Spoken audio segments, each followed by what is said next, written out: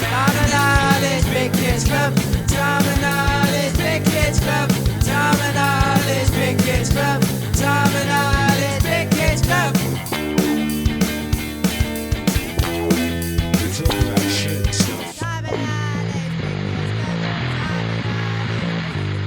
Club. Hello and welcome back to Tom and Ollie's Big Kids Club. I'm Tom.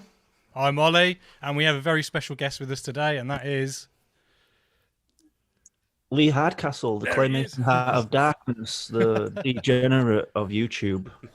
How you doing, man? You all right? Yeah, sound. I was up till 1 o'clock last night playing Resident Evil 7. Have you ever played that? Yeah, man. It's a good game. No, I've not got on it, man. It's long overdue. I downloaded it like 3 years ago now, and it's so scary to the fact that I couldn't even play it. Like I played about an hour's worth of it, and I said, "Fuck this game, man. This is not worth it." So are you still like in the mansion, but like being chased around by the fucking old guy and the crazy woman and shit? Yeah. That's as far as I got last time. But I'm a huge fan of Resident Evil 2.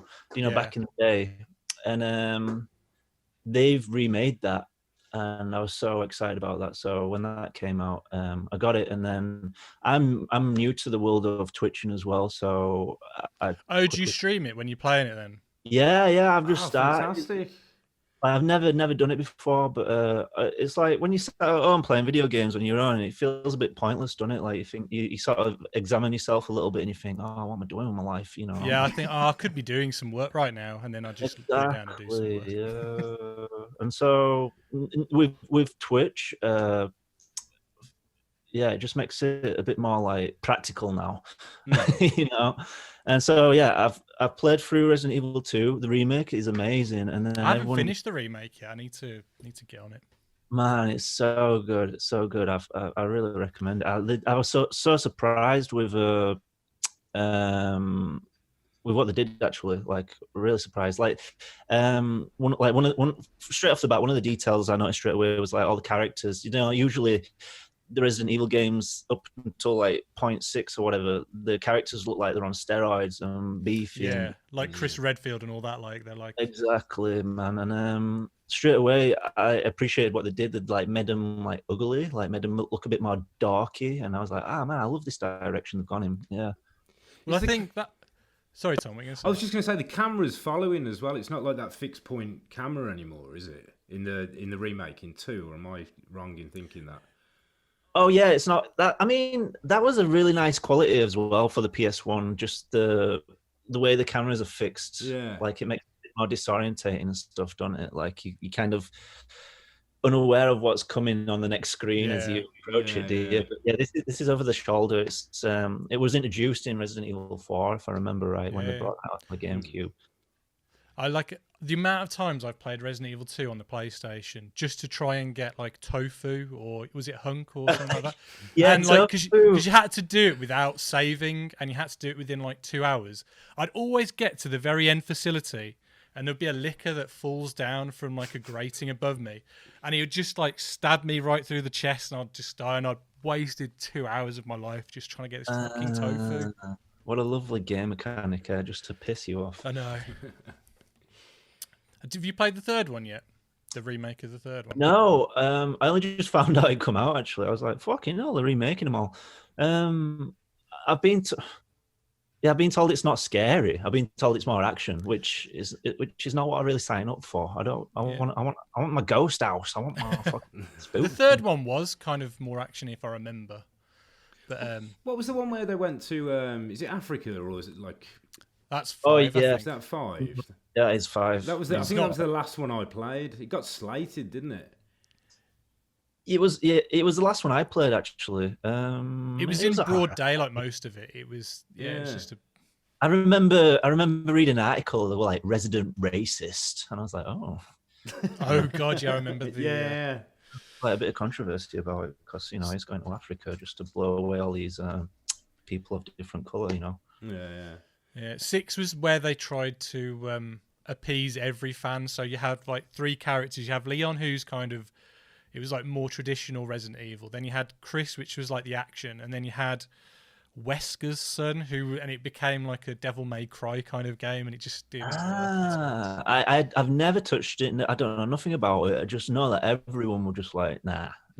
Resident Evil 6, avoid it like the plague, man. Avoid it like the T virus, man.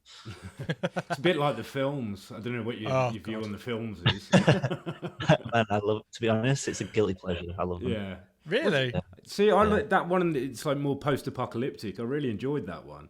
Is that like the third one? Man, I couldn't tell you. I mean, I love them, but I couldn't tell you. They all merged together. There's about 7, isn't there? Yeah, it's like junk food, isn't it? Yeah, exactly. I always liked the advert for Resident Evil 2 because it was George Romero did the trailer. Dude, yes, please continue. I can't remember much about it. I just remember just loving that advert, because George Romero was meant to direct the first one. I don't know if that was like true or if that was just like... No, completely true. I went to a Q&A with him 8 years ago in where was it? It don't matter, somewhere in Europe, and that came up in conversation actually, just the fact that he was penned to do the Resident Evil film originally, and he ultimately went against him, and he talked about his process involved with it as well, actually, which is quite interesting. He said like they approached him, so obviously he was like, oh, I want to know like why. Oh, he heard that the Resident Evil games were a homage to his films anyway, so he was like, oh, so I gave my receptionist the task of just playing through the Resident Evil games and just telling me why it's a homage to my films, just so I can understand like what it is they want from me. And then he wrote a script based on that process, basically. And there is a first draft online. You can find it. Tried to read it, but I'm not much of a reader, to be honest with you. I fell asleep after about 3 pages of it. You need to just put it into your computer, and when auto dictates it to you. It won't have any emotional inflection, but maybe that might work. Maybe, yeah, I'll be up for that. So anyway, back to that commercial.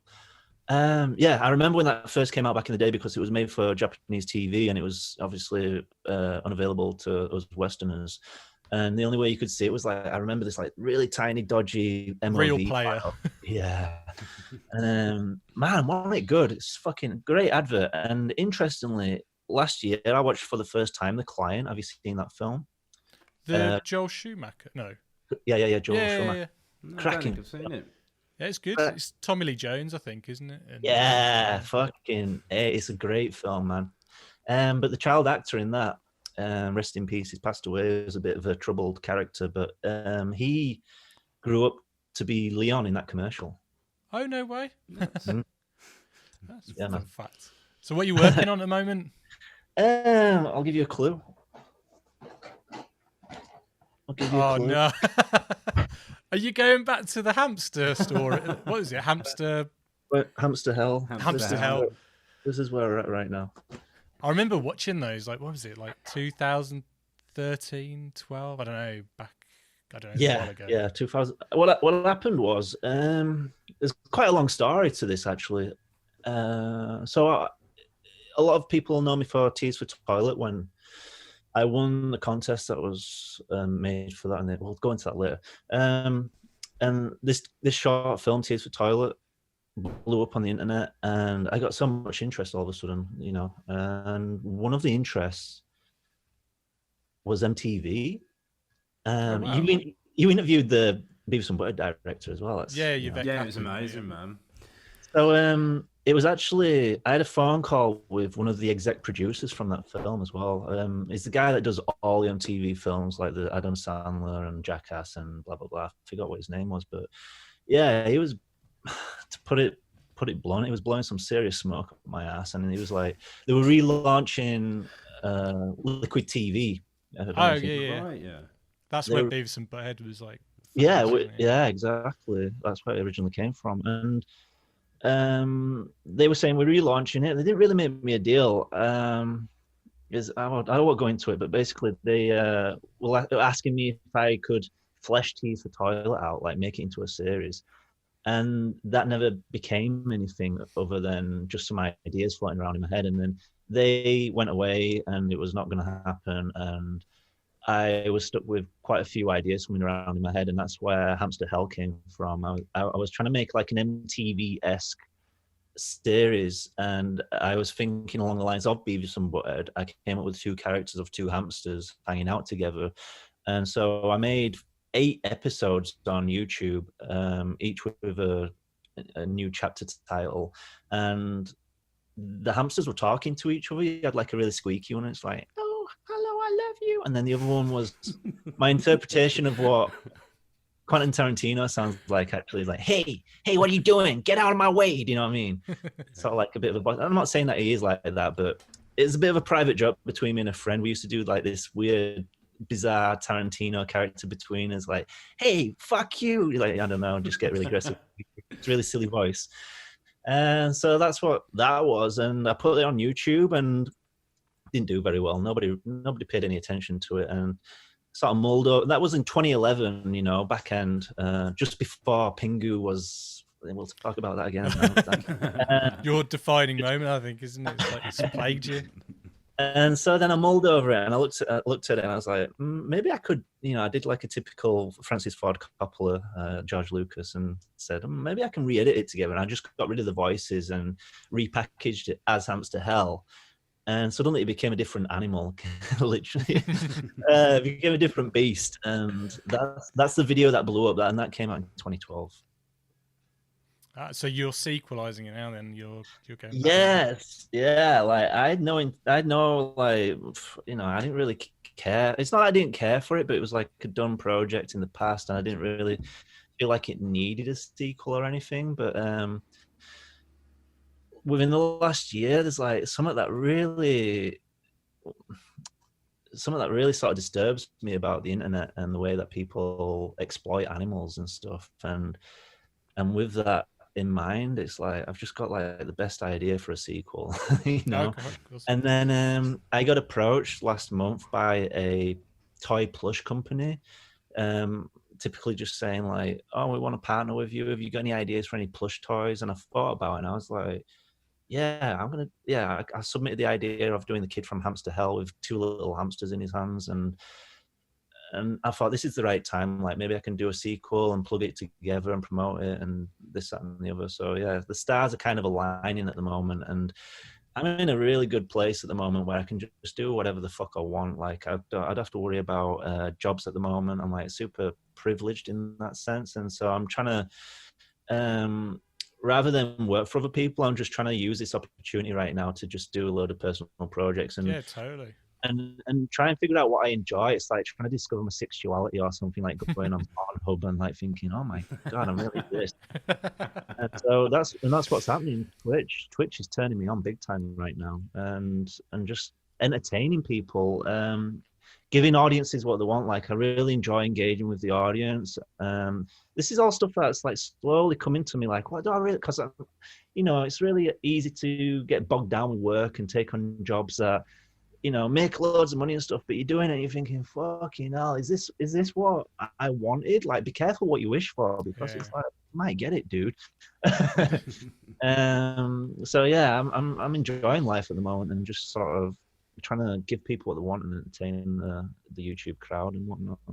Well, it is cool because I've been watching. Me and Tom have been watching your Twitch, and like I watch you as I'm sculpting or animating, and it's quite nice to watch someone just doing the same thing you are, and also making the same mistakes you make and how you kind of go about rectifying it and stuff like that. So, for example, like when you were doing the Simpsons video a few weeks ago, there was a bit where Moe was kicking Homer in the foot, and you were having trouble with it, and I was like, that's just a problem I have on a day-to-day basis as well. And it's like, well, it's nice to know that it doesn't happen to it. You know, it happens to everyone. I'm so lazy. Like what you would do if you were working for someone in Hardman or whatever, you would obviously have, I mean, just saying this to the outside people, but you'd obviously have a rig holding it up, like holding the weight and everything. I'm just like, I can't be fucking arsed. I'm just going to balance it. A ball ache though, removing rigs and like having to deal with shadows and it's just a nightmare. I kind of like the ghetto challenge of it all. Like I like to just have my hand out of shot, like holding it above or something like this. You know? The amount of times I've done that. And I've actually been hired once in my life as a animator, Like I got handpicked as a animator, not as a whole shebang, like literally to do the animating, which that was 5 years ago for a music video for a band called Rad Key. That video is incredible. That was with Nick. What's his name? Nikos Levsi. That's it. Sorry if I've not pronounced that right. Livesey. I just know that when you spell his second name backwards, it says yes evil. He did that great denim advert video, didn't he, as well, with like the stitching and stuff like that. That's all animated. Oh, the tapestry. Yeah, that one. Yeah, man. He's a crazy guy. He's got quite a head on him. So did you animate the whole of that Radkey video? I'd say I animated about 65 to 70% of it. Did you model it as well, or did you? A little bit. So we're like a huge intern team. There must have been about 14 young people just all modeling away. And so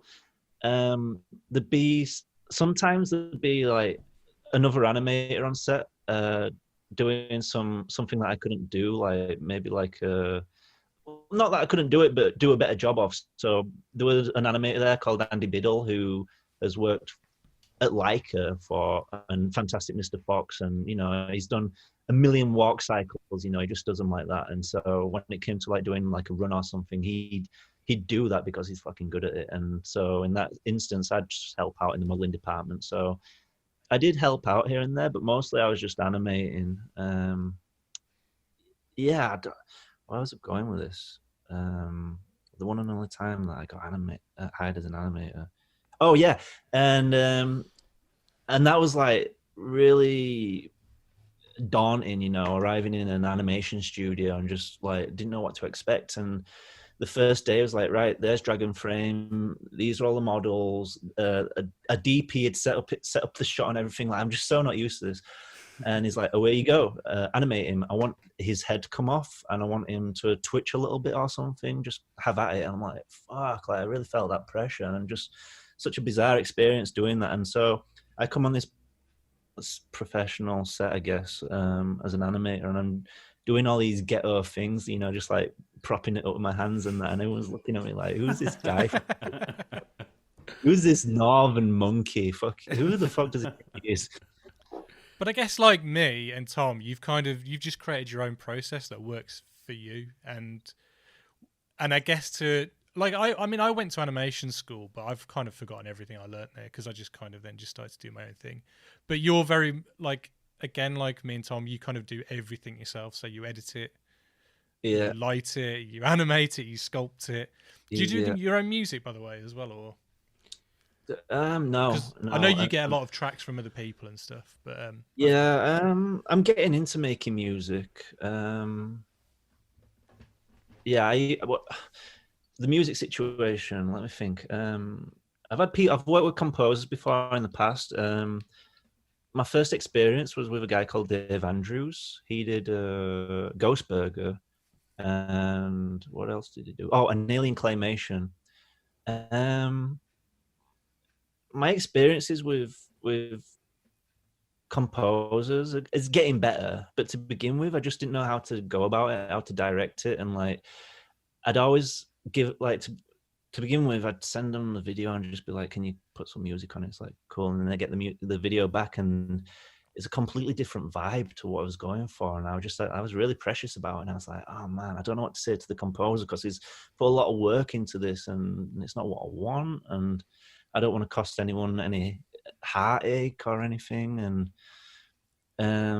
so what I'm saying is, I've tried to keep that pretty minimal, like working with composers, and rather than getting composers to do work for me, I'll find a piece of music that is possibly accessible and then contact the person that made the music and say, can I have permission to use it, basically.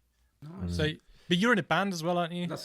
Oh yeah, I'm in a band. What's the name of that band, dude? Shit the bed. It's not a band name that I came up with. Yeah. What sort of music is it?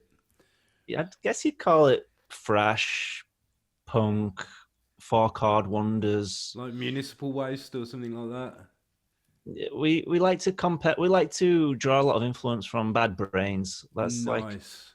That's our what you call it, our direction. Whenever we get a little bit lost, we just say, let's just do another Bad Brains song. You know what I mean?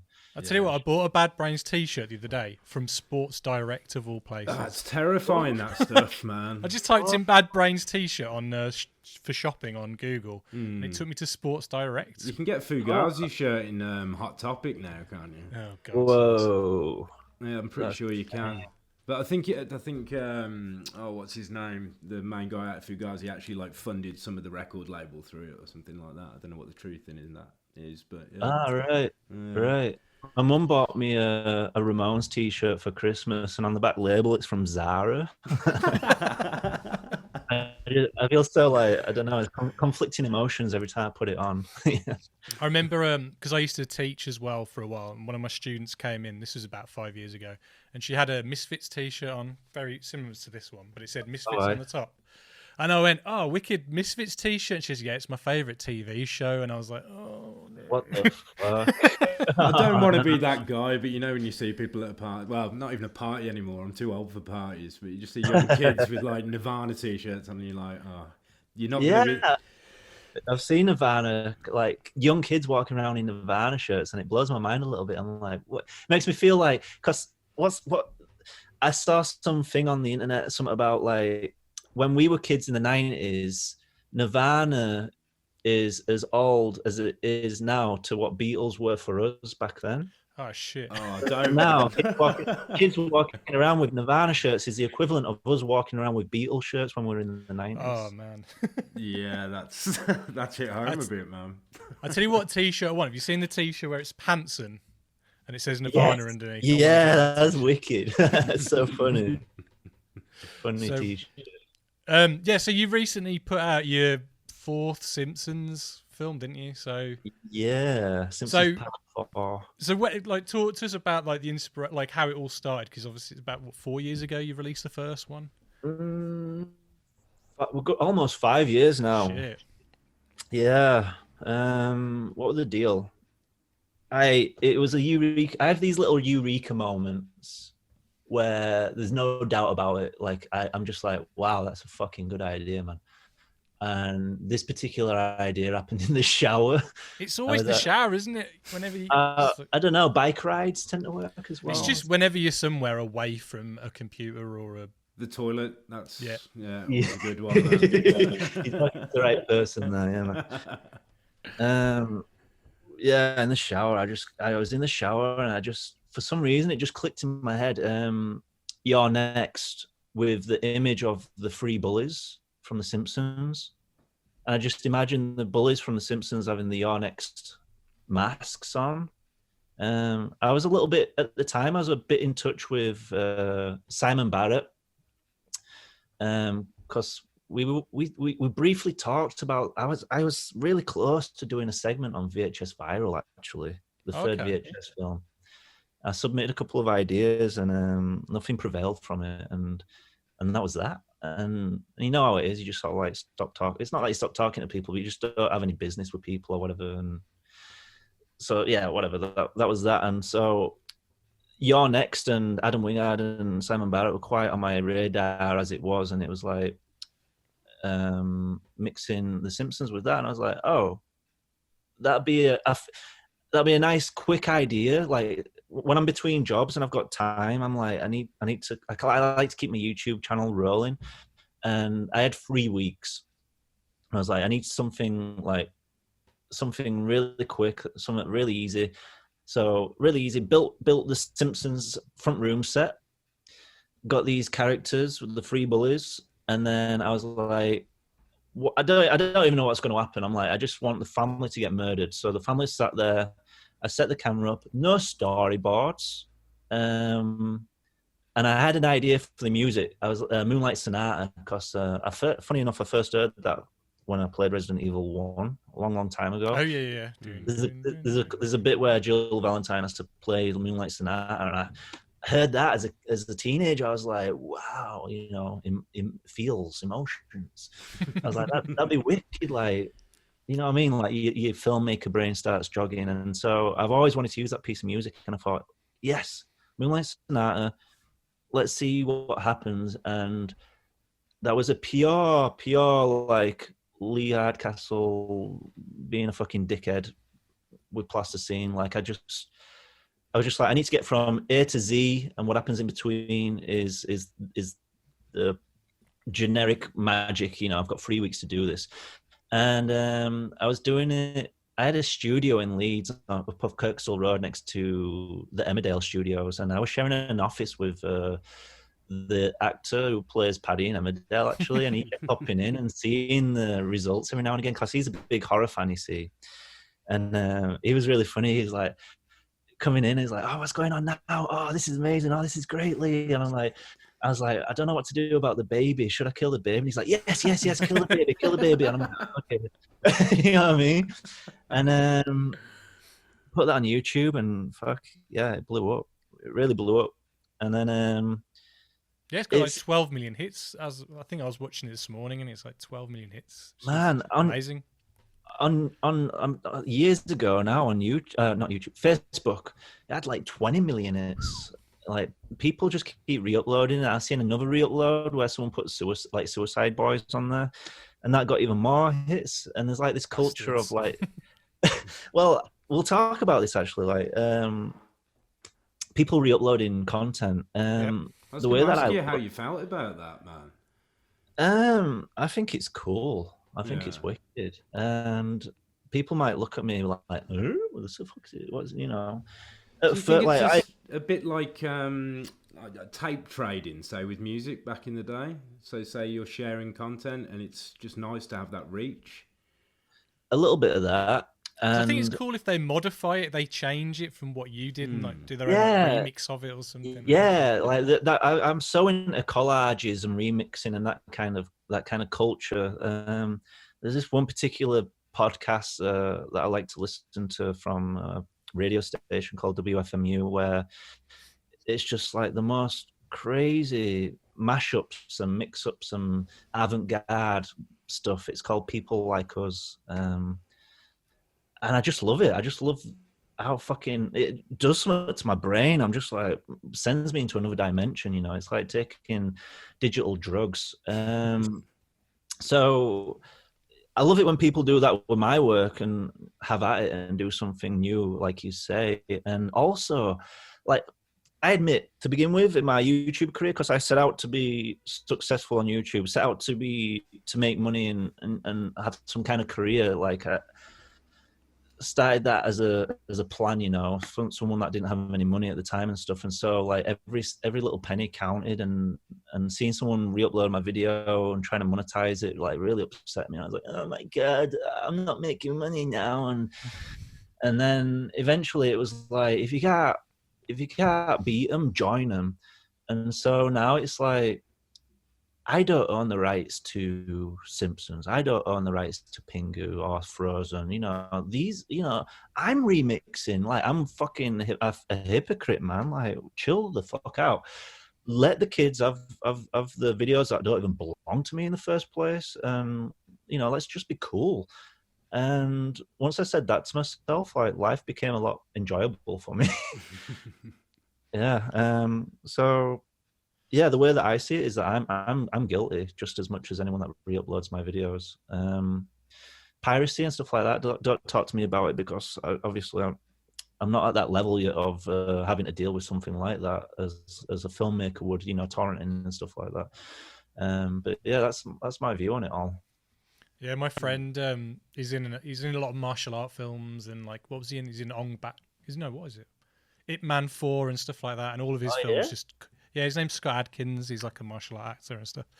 But all of his films get torrented like to buggery, and it ruins any potential for sequels for him, because they don't make money because no one buys them. So yeah, every time we go out and we get drunk, he has a good old moan about piracy.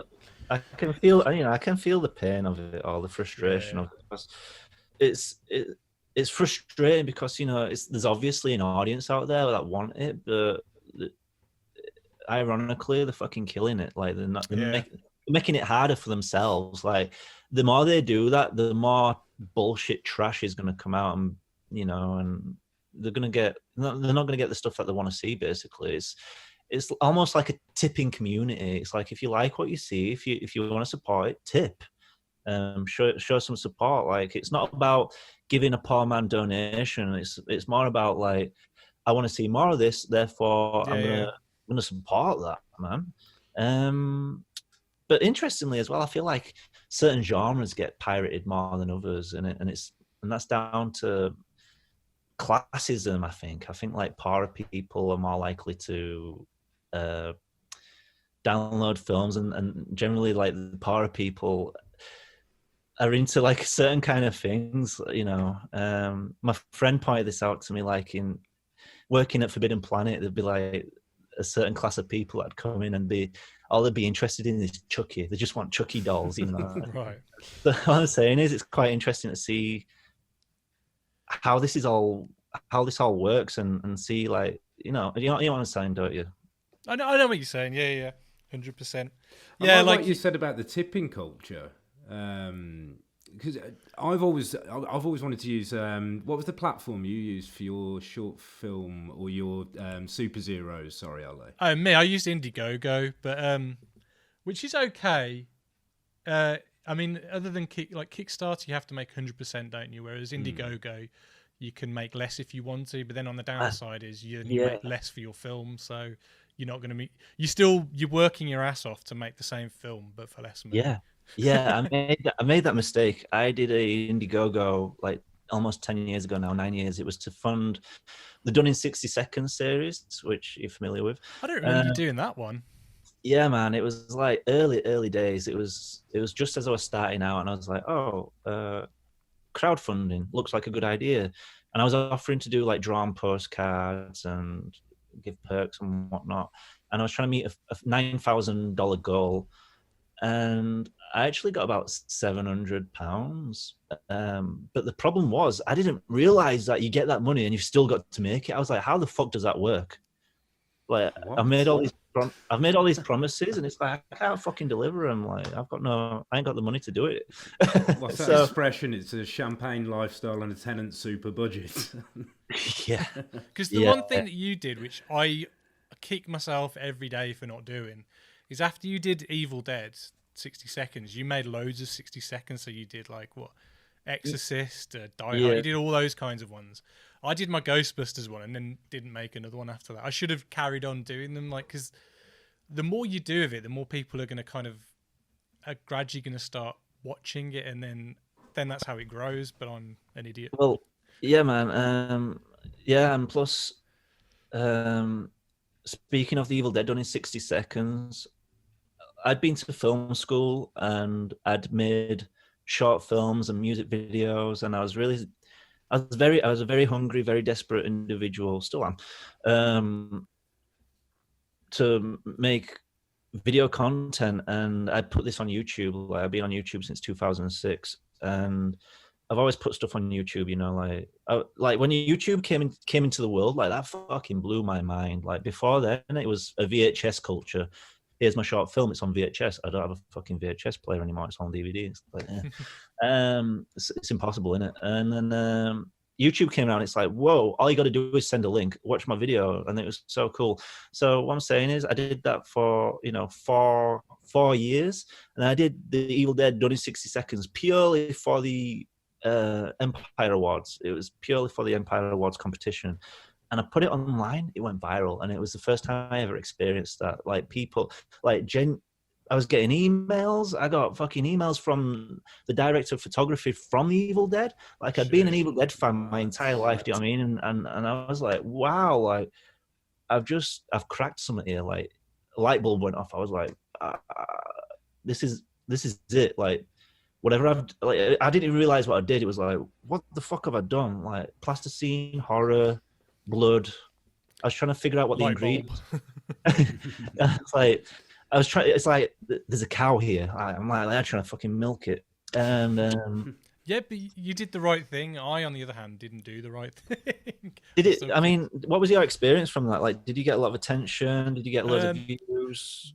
Bizarrely enough, I entered in 2008 and I did a Star Wars Empire Strikes Back in 60 seconds. Didn't even get nominated for that one, but that one went viral. I got hundreds of thousands of views. Plus, oh, really? I won by accident. I don't know if you can see it. There's like a a C-3PO and R2-D2 award that I won at the San Diego Comic-Con Awards, which was given out by Kevin Spacey of all people. Whoa! And then I got a message on YouTube from a German guy, and he was like, "Oh, we've got a German. It's like do you remember Rude Tube? Yeah. It was like a German version of that called Clipmania." Right. And he goes, "We want to fly over, and we're going to document you making the Star Wars film." And I was like, "Well, I've already made it." And he goes, "Yeah, we'll just pretend you're making it." So we had to get everyone together and pretend we were in the garden and wherever making it. And they did 2 versions, a German version and a UK and an English version. And then when I actually won the award for the Ghostbusters one, crickets, I think. What? Like, no recognition online or nothing? Nothing. I mean, it's done all right online, but nothing, just crickets. But congratulations for winning, by the way, because I like this is from somebody that got through to the international finals twice. Did you not win the full thing? Nah, man. I think by the time we did it, it was totally different because you had like a pre-screening before the awards, didn't you? Yeah. Ours was just literally you've won the English thing. Then there was people from all around Europe there. Yeah, that's what happened. We were just sat on a table, and there was 4 videos shown, and we thankfully one of those 4 because there was more than people from more than 4 countries, so they didn't know if their film had been shortlisted, but they'd been invited to the awards anyway. Right. And luckily ours was on the screen, and then the others, and and we won, which was really, really nice. But I'm really shit as well. Like me and my best friend Rob, who we made the film together, and we didn't speak to any celebrities whatsoever. They're all there. Christopher Nolan's there, Simon Pegg's there, Andy Serkis, Harry Potter. That's hilarious. They're all there, and I'm just like, I don't know. Like, if Did you I speak see to Christopher Nolan? Because I know what a fan you are. I spoke to his wife, and she just looked at me like a piece of dirt. So it's like, all right, okay. Is that why you didn't talk to anyone? Because you had a fear of just coming across as a complete freak? Or yeah, that. I mean, I kind of had a confrontation with Jonathan Ross because I'm toilet shy, so I won't go in a urinal. It's weird. So I have to go in a cubicle. I'm the same. I'll go in a cubicle. I'm just like, oh man, I fucking hate it when I go to music festivals. It's just full of crowd. It's like, I need this, and I squeeze myself in. I'm holding my dick, and there's just nothing coming out. Yeah, that's me. But anyway, so waiting outside one of the cubicles, and then the door opens, and Jonathan Ross is standing there. And I didn't realize Jonathan Ross is quite a tall guy, and he's there smoking this giant cigar, it's like a big stogie, but a big cigar, and he's just there standing there going, and he just gives me a wink and a nod and walks off. And that's the only, other than saying excuse me to Andy Serkis, that's the only.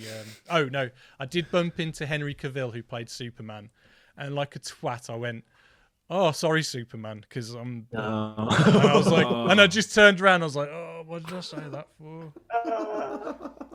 This is why I get no traction on the internet, because I'm an idiot.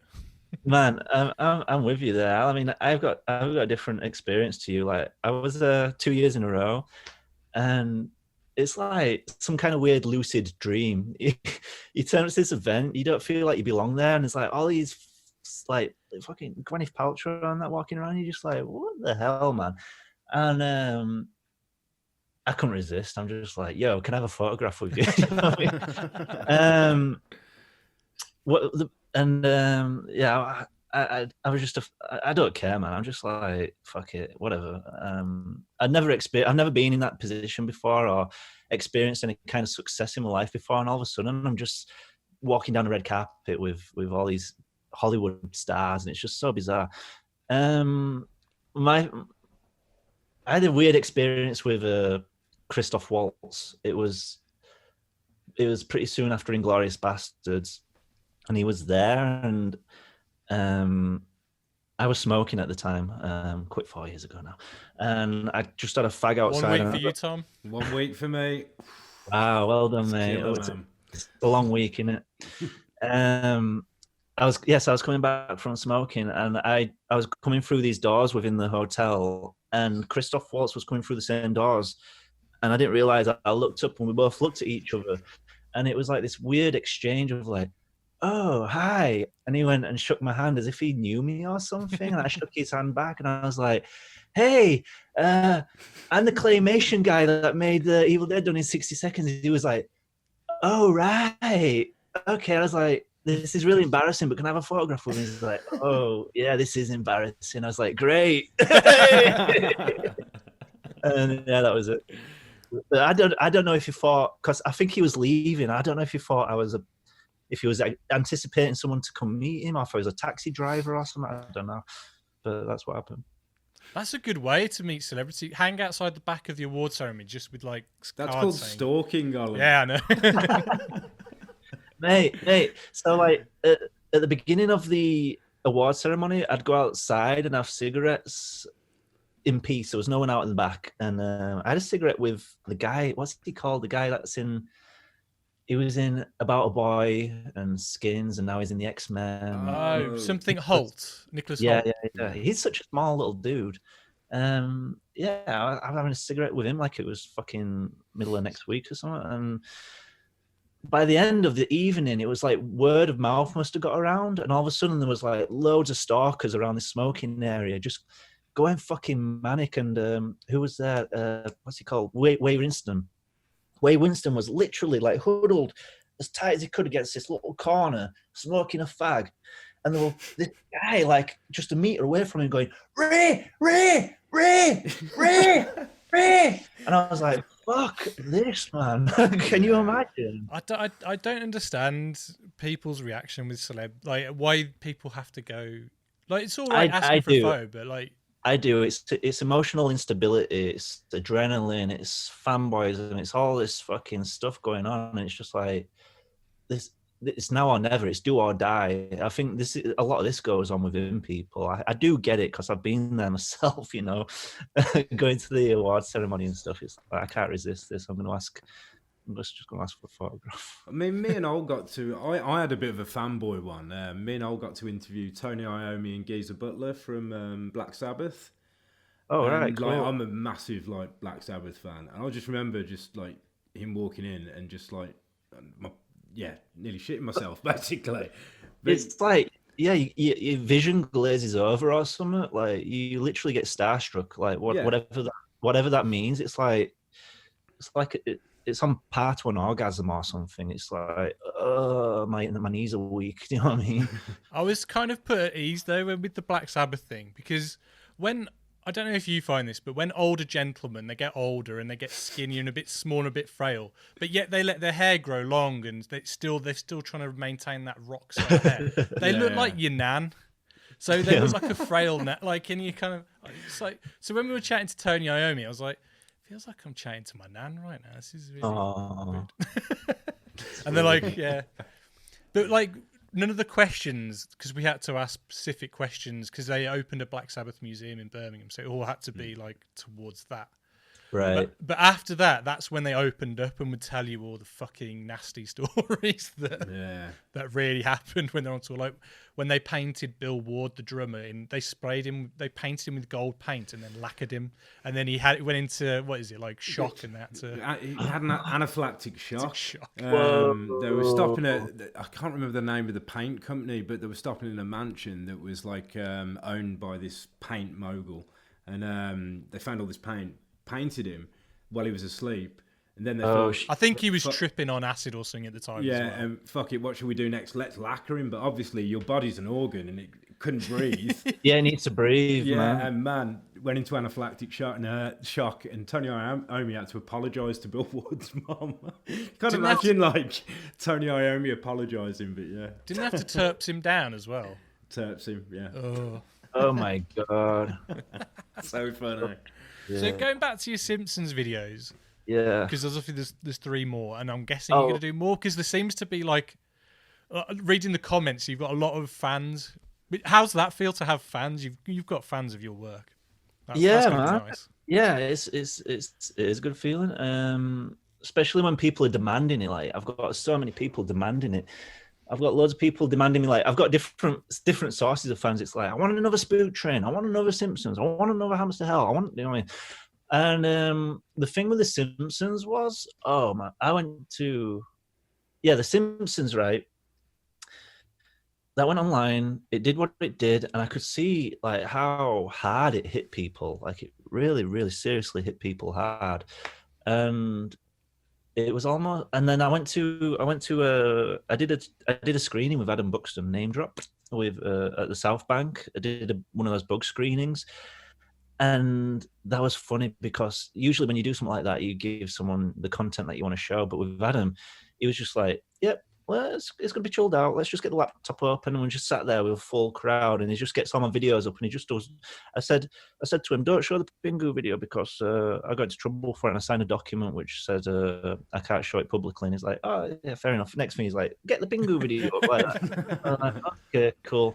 And so he also gets the Simpsons video up, and he starts the Simpsons video, and then he pauses it, and he turns around and looks at me, and he's like, is there something you want to say about this video before we carry on continually? And I'm just like in front of this audience, and it's almost like I'm in purgatory, like at heaven's gates being judged, and it's like now I've got to answer for my sins and explain what I've done, and you know what, like it's heavy on me as well. It's like, wow, like I feel like I've done something bad. Like I genuinely feel like I murdered the Simpsons.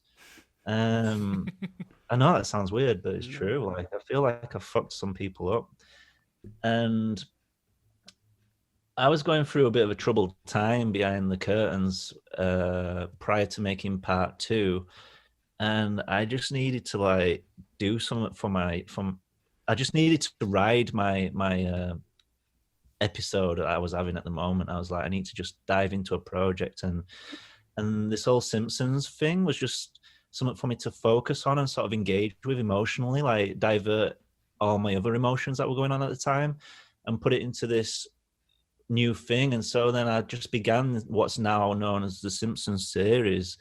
And again, with episode 3, I was having some kind of fucking problems, and I was and every time I do something like the Simpsons thing, it's sort of like it makes me feel like sort of, I don't know, like forging a narrative, like dealing with something really deep within me, and that's why I went with the storyline of just going to this fucking Castle of Eternia. I just wanted to just like go somewhere so deep, somewhere so magical, somewhere so like a place that exists between heaven and hell, of being awake in dreams, and that prospect of going back in time and just fixing things and you know, dealing with regrets and dealing with traumas and stuff like that, and yeah, it's just become like this sort of way for me to deal with emotions and depression and stuff at the moment. And with that, it's like now evolved into this fucking insane story that I've got in my head. And I did like a whiteboard, you know, like they're doing Back to the Future Yeah. part 3 with the time travel line and the ... dots, and it's like now we've got a new timeline. And I've actually got this diagram written out, and I've got 8 episodes planned, including the 4 ones that exist at the moment. I've got another 4, like with movie references and stuff, and how it all ties together and that. And it's been like a real incredible exercise on so many levels, like from a mental well-being and also as a student of filmmaking, like referencing films and paying tribute to films and replicating film scenes and film editing, doing it frame by frame as well. Like you can watch something and think, okay, yeah, I'm going to imitate that, but it's not until you actually go through it frame by frame and start doing it yourself that it ingrains within you, and you sort of like through imitating, it's like being a film student, and the way that my brain has been, the thought process that it's all sort of like been happening, and the way that it's all come about, it's like really giving me a lot of confidence to say, wow, I could like make my own feature film story here, like with this same kind of thought process and approach it in the same kind of manner. And yeah, I mean, it's a fucking it's a bizarre thing for me at the moment, this Simpsons thing. And I'm hoping, fingers crossed, that I don't get into don't run into any legal problems. And again, this is why I've got this attitude of like, it's available for free. It's there, available for the world. If I have any copyright problems, it is what it is. It'll float. Shit floats, you know. I don't have to worry about it being taken down. I mean, nobody it's been 4 or 5 years since the first one. I think you're all right. Yeah. What I think's amazing about it though is like a lot of people do fan films, but fan films for me just have this. And bear in mind, I've done a few. I've never made a fan film with the intention of it being a fan film. It's always been for a competition or something like that. But like, you do get people who make fan films, and they're so beholden to what they're making that it just doesn't ring true or feel like a original piece. Whereas your Simpsons ones, they go beyond that. They're quite existential. They're like bizarre, because like, you know, your films are bizarre and odd, which is their beauty. That's what makes them amazing. And I just think you've really hit something really fantastic with those films, because they just go beyond a fan film and they become this a whole other thing. And I think that like the Master of the Universe one, I adored, because I'm a big fan of Master of the Universe anyway. Partly for nostalgia and partly because it's just so fucking weird. It's weird. I like some of the comments on that one. Like I've seen quite a few comments saying I feel like people are taking drugs and watching it. Do you know what I mean? Yeah. Like some kind of challenge. It's like I'm going to take acid and I'm going to watch this Lee Hardcastle video. But you can tell you're a filmmaker first before anything else. That's your main goal, is to make a really good film. And not just, I'm going to make a good Master of the Universe story or a good Simpsons story. I'm going to make a fucking wicked film, but it'll happen to have these in it. Yeah, it's like, it's almost like playing with someone else's toys. Like the emotional weight already exists. Like you're already familiar with the characters, so you don't have to, what's the word? Establish, anchor any kind of like, oh, this is the bad guy. This is the mother. This is the good guy, etc., etc. It's like you already know. Yeah. Yeah.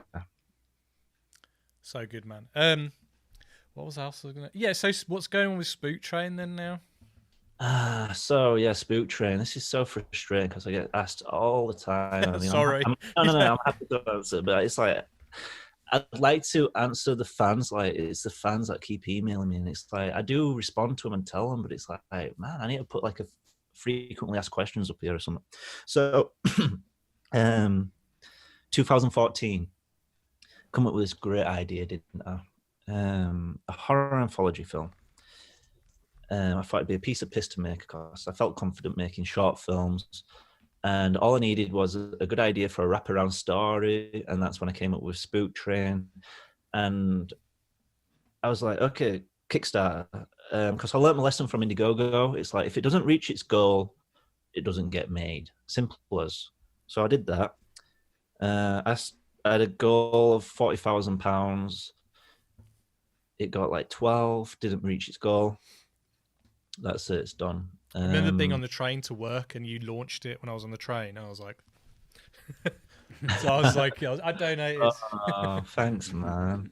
But sadly, yeah, it just didn't reach its goal. And I thought that would be it. I thought that's it. But then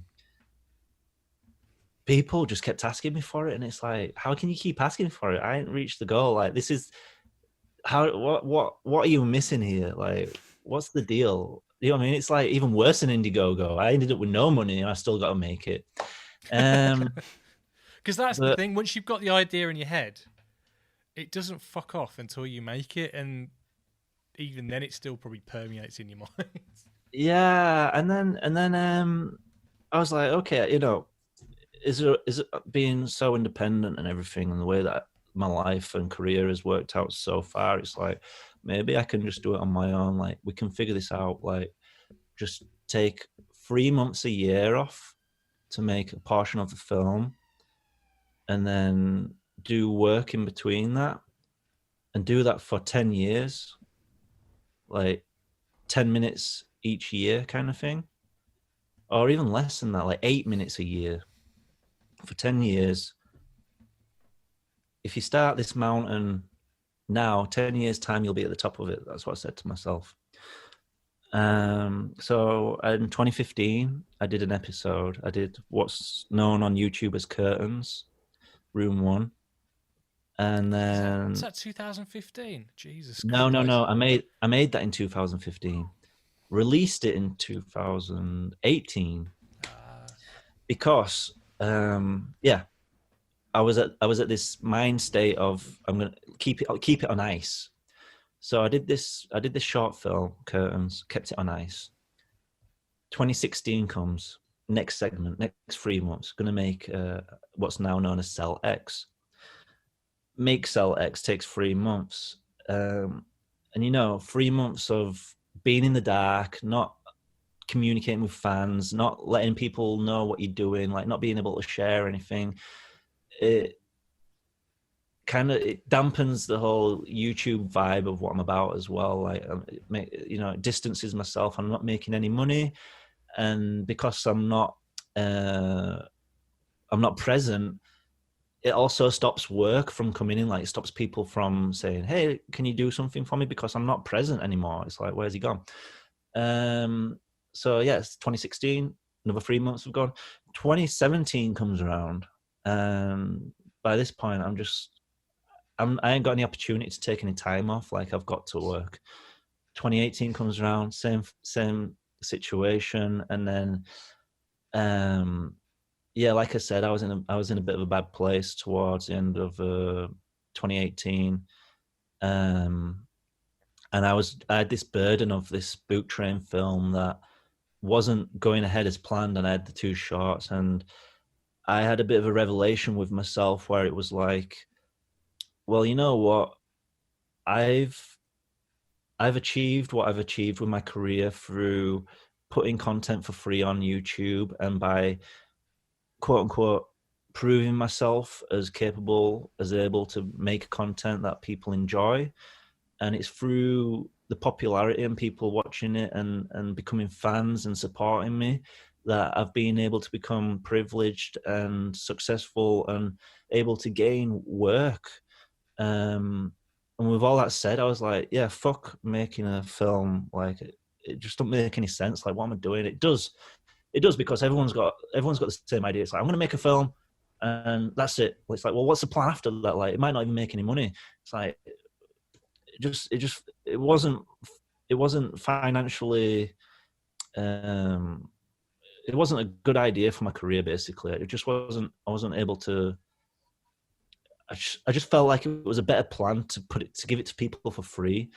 And then I was like, if it became something, if it became bigger, like, I don't know, let's just say for argument's sake, it got 100 million hits and everyone loves it and everyone's like, Lee, we want more. And then it's like, maybe I'll make a third one. Maybe Netflix will be like, Lee, we've seen these Spook Train episodes. Can you make a Spook Train series? I don't know. I was just like, it's not, I don't achieve anything by not giving away stuff. I achieve by giving stuff out and being like, look at my work. And then people go, way, and people that want me to make work go, way, and then money gets thrown at me. And yeah, I've just figured that out. And then when I made that revelation, I was like, you know what? I'm not a filmmaker. I'm a YouTuber. And so that's it. And that's for plans for making a third one. maybe in the future, but right now I've got no plans whatsoever. Zero plans. You've got 2 great shorts though. I was watching them again this morning. They're so good. Thanks, man. I am really proud of them. I was so nervous about Cell X because it's a fucking toilet film, and I didn't want to. I knew as soon as that became available that I'd be Mr. Toilet Man forever. Then that'd seal my fate. But I made that with the intention of it being part of a bigger film. You see, and so I was so scared about releasing that one online because I was just like, I'm not sure people are gonna be into this. You know, it's fucking scat. The cinematography is fantastic though, and yeah, and that's what happened. Like, people dig it, people love it, people enjoy the story. My first experience of showing that to an audience was in an open air cinema in Zagreb in Croatia. was in this park. I had an hour slot of showing my films, and it was such a wonderful evening. 11 o'clock at night. I was hanging out with some local kids, like smoking some herb and that, and enjoying watching this toilet film for the first time with an audience. And the audience were a riot. They were just screaming, and they reacted just how I, you know what I mean, at certain points of the film, just like groaning and just like cheering. Like when he finally got in the toilet, everyone was just like, way! And I was just like, fucking A, like, do you know how powerful that is to have something on ice and just be so uncertain about something, and then for it to finally be put in front of an audience and you see it actually works? It's just like the biggest fucking relief, man. It's and so much emotion goes on within it. It's like makes me realize like how fucking unstable I am sometimes. I remember when I watched it for the first time, Selex, I was like, why didn't you just push the bed towards the toilet and just shit over the side? And then you do it, and I was thinking, it's amazing, and then it just goes boop. Well, I actually wrote that story a long time ago. I was 18 years old. Because I always wanted to be a filmmaker my entire life, and I never necessarily had access to the equipment or the crew or whatever, so I settled for making comic books. And I had a horror anthology comic book. I made 3 issues of it and sold it in record shops and the Forbidden Planet and stuff, called Stories from the Haunted Hospital. And that was the first story that I ever wrote, Cell X. You'll love these, Tom. They're wicked. Yeah. What's this, the comic books? Yeah.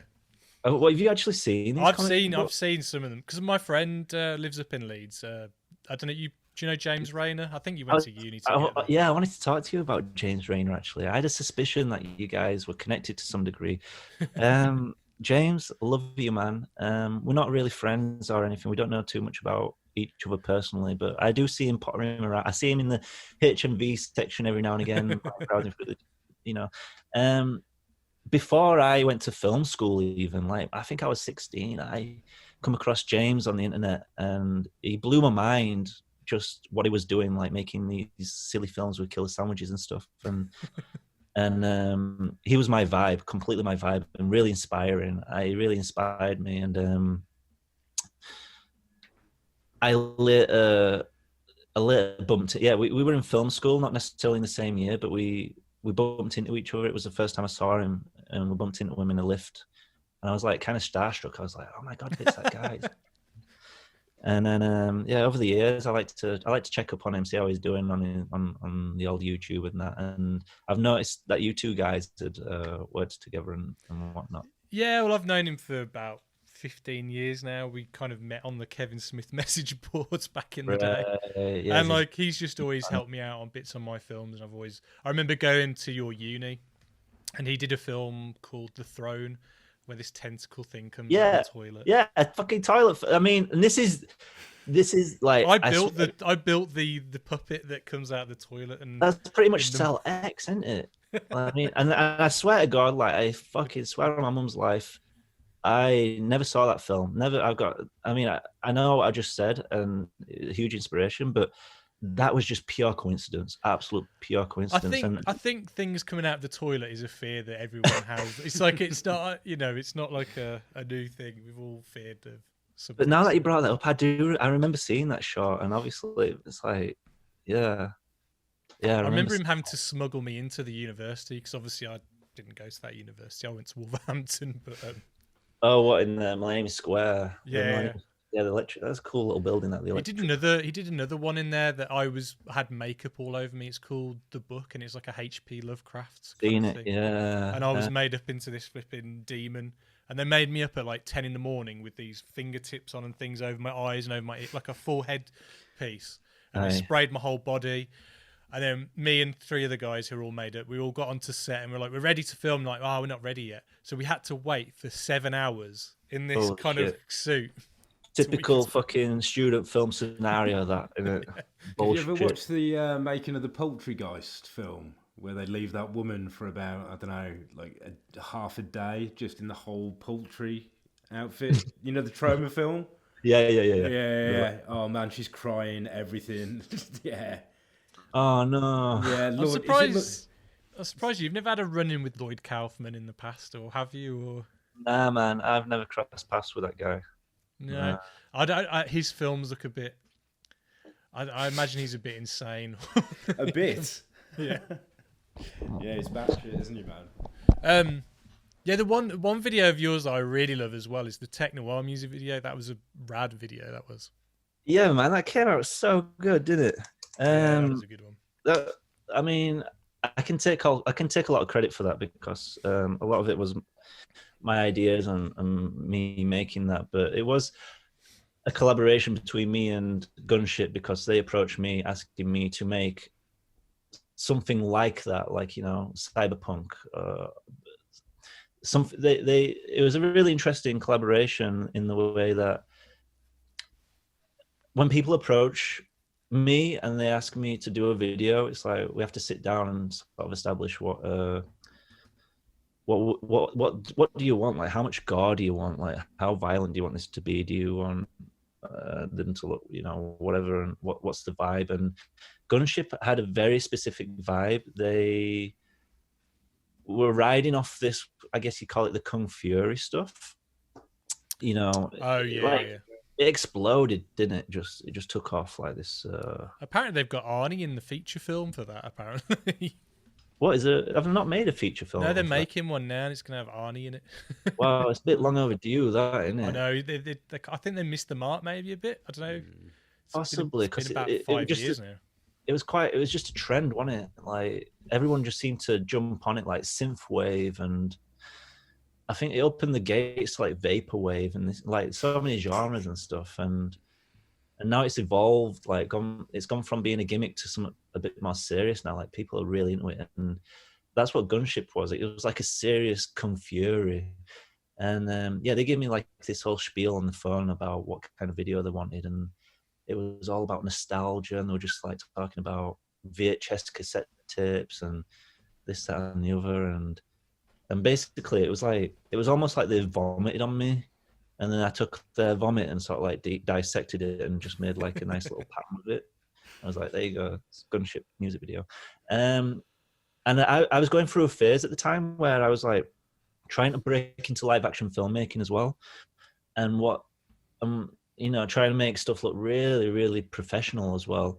Not just like bang out a Canon 5D, like get the fucking full crew out, get a DP, got a producer. Got the producer from a producer that I met doing the festival round. She's called Jen Handoff.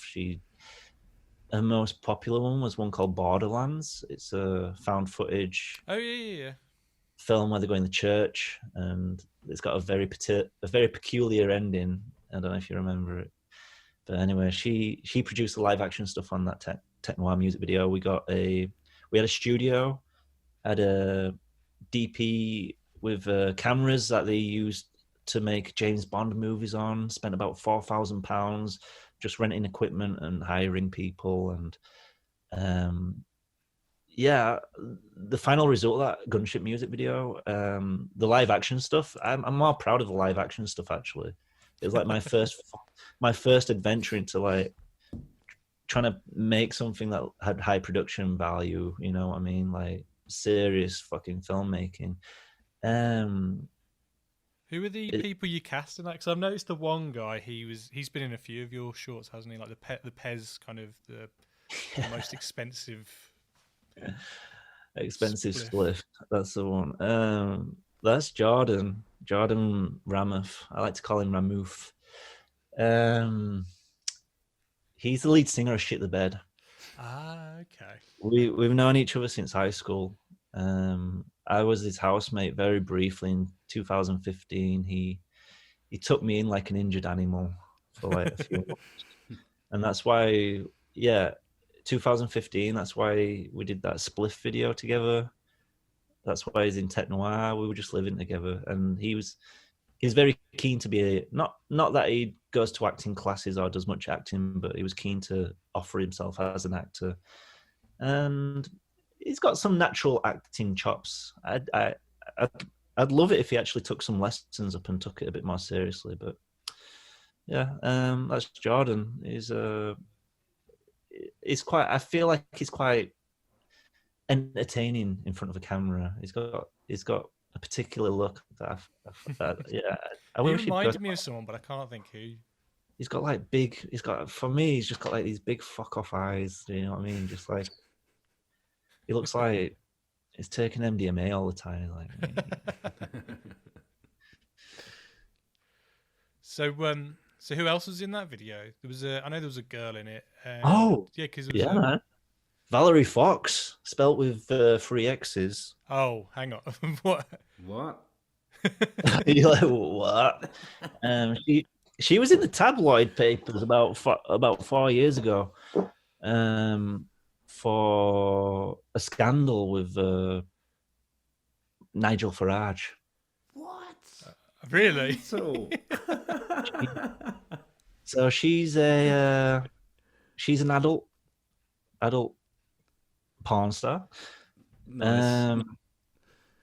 and a professional escort, and in the newspapers she was on a flight from America to the UK, traveling first class, and Nigel Farage was having a drink with her, and then he took her back to his place, and it was all over the Sun, and Valerie Fox spoke out about it and was like, yeah, he fucked me, and that's it basically. Yeah. And I was like, and I was reading this like, holy shit, this is Valerie from the music video. And the reason why she's in the music video is because Gunship, when we were finalizing everything and going ahead with the film, we were going through the casting process, and they had another idea for the main guy, and I had to convince them to use my housemate by doing some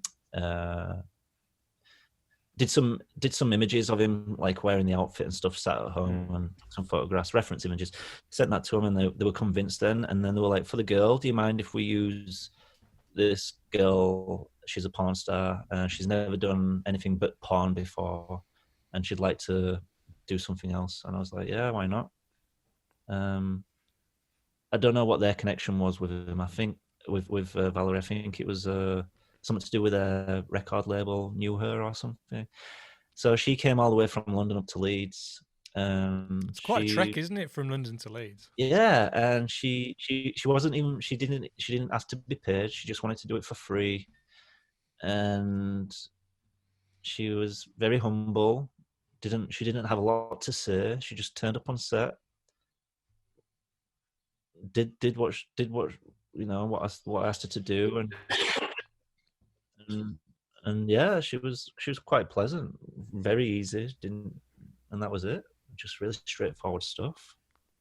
And then to learn about what her life is and stuff, it was just like, wow, amazing.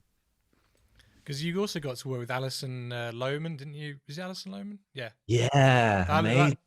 The performance she gives in that is incredible. Like, yeah, man. It just shows that what an actor can bring to like even the smallest kind of part. Yeah, that was a fucking experience as a director, because obviously I've not really done that much live action directing before, or worked with actors, especially ones that are professional.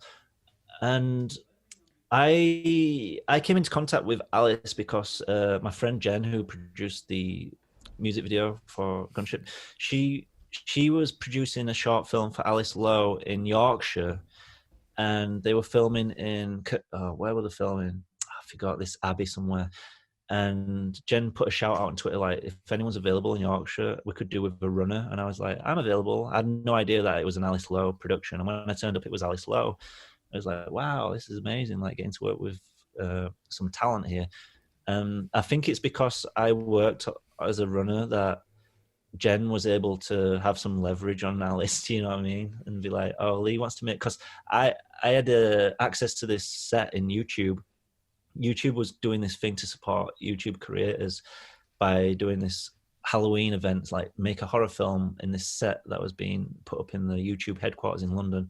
And you had access to all the camera equipment and everything. All you had to do was bring your cast and crew. So I said to Jen, I was like, I've got this opportunity. Would you like to help out and make any old story? Like, didn't even have a story for it. I'd sort of like come up with a story like the night before I came down to London.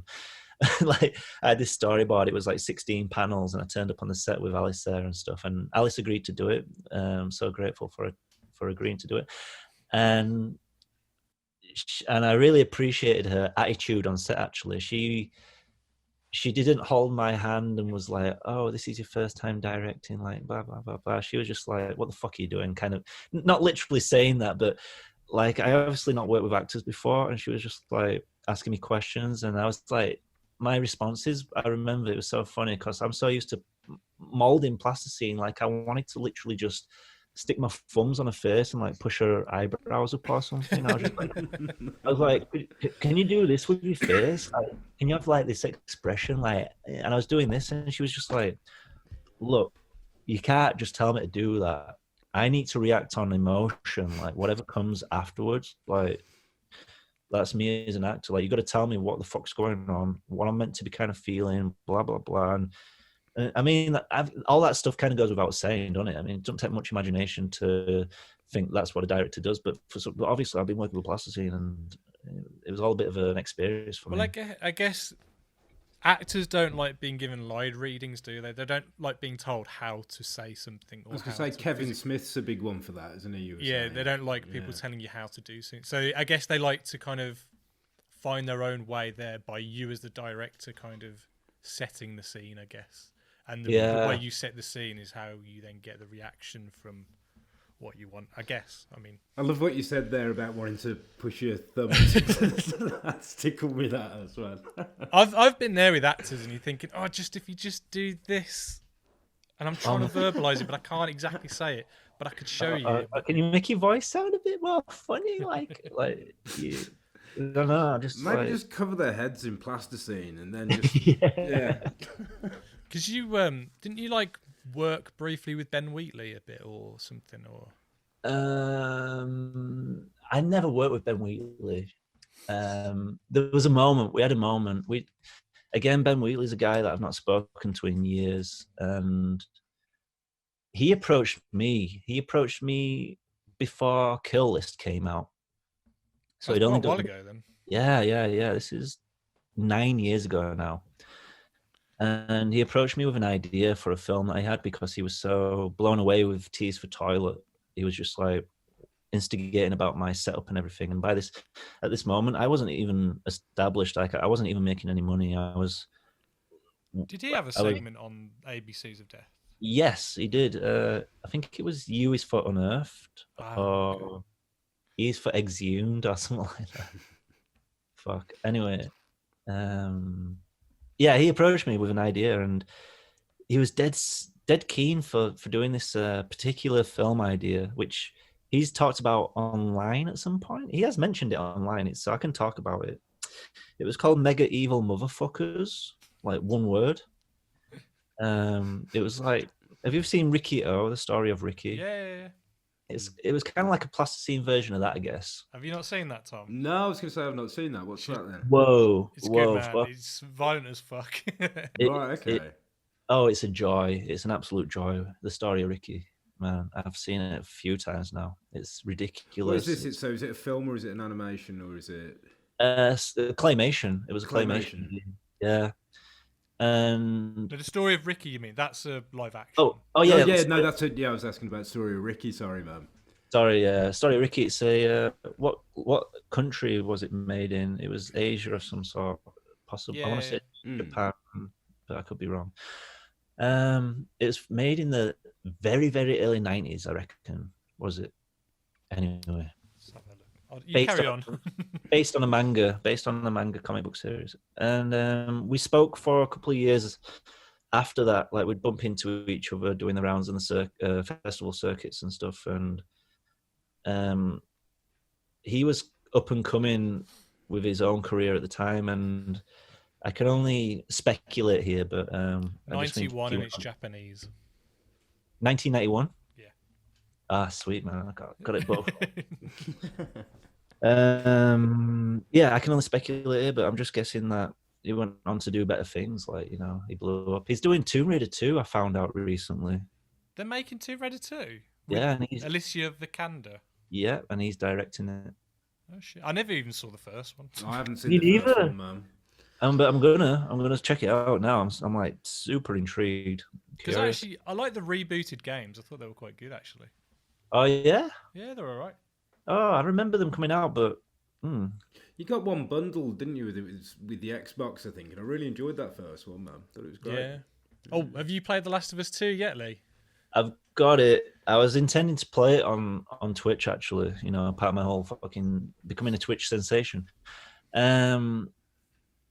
But my girlfriend's playing it. I've let her play it. She's playing it first. So while she's playing, I'm playing through all these Resident Evil games at the moment. But yeah, I'm looking forward to playing it.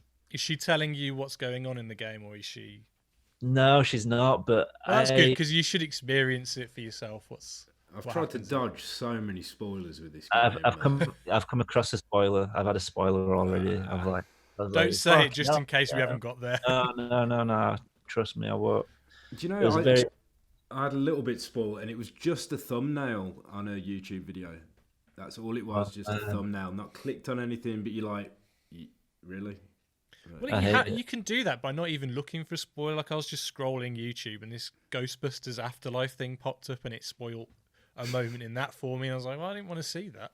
Oh man, one of my favorite spoiler stories is my barber told me this.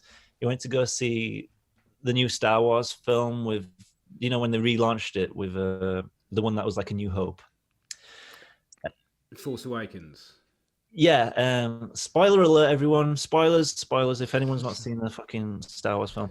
So, he's sat there watching it, and do you know, just before it goes, bam, bam, bam, bam, do you know what I mean? It's like, in the galaxy a long time ago or whatever. Yeah. Someone burst into the auditorium and went, Han Solo dies! And it just went, Star Wars. That's perfect. I would have probably pissed myself if I was in that screen. Yeah, I mean, props. Oh man, I've got another great story like that. Man, this is horrific. I went to the Prince Charles Cinema to see a 70mm print of The Thing. Oh man, oh. When was this? It was 5 years ago now, and they still have actual film. They still project film at the Prince Charles. Yeah, man, they've got a 70mm projector there. So yeah, they quite. I don't know if they still do, but they used to screen like 70mm prints all the time. So watching this beautiful film on beautiful 70mm, and it's serious shit, man. Like it's a packed out crowd. Before they introduce the film, there's like a load of rules, like don't laugh ironically, don't cheer when it's inappropriate. Do you know what I mean? This kind of shit. It's like we all want to enjoy the film, and then towards the end of the film, like gradually, there was this guy. He was sat in a seat in front of me, and he kept going, whoa, whoa, like that, and every now it was like, like grumbling, and he kept going, whoa, and at the end, we get to the end. Just before Mac and McCready and Charles are having a little talk, and everyone's like, "Shut up!" And he's screaming back. He's like, "Fuck your mum." We all know how it ends anyway, but like that, and everyone, like all of a sudden, it's like no one's watching the film anymore. Like everyone's having a fucking go at this guy and whatever, and this guy like has to run for his life. He runs out of the auditorium, and he got fucking lynched. Like 7 people pounced on him and held him over the bar like that. And how dare you fuck with John Carpenter? Man, it was fucking brutal. I've never seen anything like it. I thought you were going to say you had Tourette's or something then, and like everyone apologised. Was he like... Maybe he did. I never found out what the deal was after or was that. Was he like Robert De Niro in Cape Fear? Just like fucking... Yeah, it was that. Oh man, I don't think I've ever I've gotten irate at kids in the cinema like talking and stuff, but I don't think I'd ever beat someone for talking. No. To be honest with you, like I get triggered really easily with arseholes in cinema. Like it happens quite often. Oh, yeah. Very often. Like 50% of the time I'm in the cinema, some people start talking next to me. I'll get the phone out next to me. And I don't tolerate it at all. I just turn around to them. I'm like, right, am I going to have to listen to you for the rest of this film now or what? And they'll be like, yeah. Usually it's, I'm such an asshole about it as well that usually they're quite apologetic. I tend to try and go like 12 o'clock in the afternoon, like Monday. Yeah. In there. That's every time. If it's something I want to enjoy anyway. I remember going to one in Birmingham, and this guy was on his phone like this, and he was like he wasn't talking loud, but he was muttering like during the film. I'm like, why even have a conversation when there's a blaring film on it? And I was getting really pissed off at him. I kept looking at him, and he's like, "What's your fucking problem, man?" I'm like, "Well, you're on your phone, and you're sitting right next to me." And I was like, "Can you just put it away?" And he just carried on. And he squared up to me, and then my friend next to me, he went like this, and he's got his police badge because my friend's a policeman, and he just went like that, and the guy just walked off and walked out the cinema. Because I reckon some probably dodgy stuff goes in the cinema. You know, drug dealer can easily come in. I don't know, stuff like that could easily happen. Oh, I never thought about that actually. You know, it's probably quite an easy place to get. But they've got cameras. I guess so. I don't know. Yeah, they've got cameras. But I've been on the opposite end of this. I went to the Curzon in Soho for a midnight screening to see House. Do you know? Oh, the Japanese one. Yeah, 77. Man. And I saw the Deftones, and they used it as their backdrop. So as they were playing, they retimed the film to go in. Oh my god, that's epic! That's epic. But my story, man, this is a confession right now. I got fucked up, really fucked up on alcohol, and turned up to this screening, and I was every time I think back to this, I just cringe. Do you know what I mean? I've got a few of those moments. One of those when it's like 3 a.m, you can't sleep just because you're remembering some shit. Yes, yeah. I'm just like, I don't know what was going on. Tequila just brought out the fucking asshole within me, and I just don't know what was going on in my head, but I was like, I was standing up out my seat, like everyone's there quiet, and I just get up in the middle of my seat. I'm just like, fucking died, you know, screaming like that, and everyone were throwing popcorn at me and stuff, and you know, I just don't know what the fuck was going on. I was not with it at all, man. Yeah, I just bad time. I've definitely had a few of those moments, mate. You're not on your own. The Thing though, man, what a good film! Like you've done several films now to do with The Thing, haven't you? So you've done you've done Thingu. How come you can put that out now then? I can't. I'm testing the water. Right. I've repackaged it, so I've taken Thingu's name off it and put disclaimers on there. And when I originally put it online, I called it Thingu's The Thing, and so now I've put it back online, but it's Lee Hardcastle's Thingu. Well, that's what I always thought it was called, was Thingu. Well, that's it. People named it that. I didn't. Right, the fans did that. So, fair, you know, easy peasy. But then you remade it as Clay Cat. Yeah. And then you did the Frozen one as well. The Frozen one's genius. And Disney, no cease and desist from Disney. They're cool. They're fine. Yeah, I don't think you're harming their bottom end with your clay animation remake of the. This is a great mashup, though. That is. Yeah, man.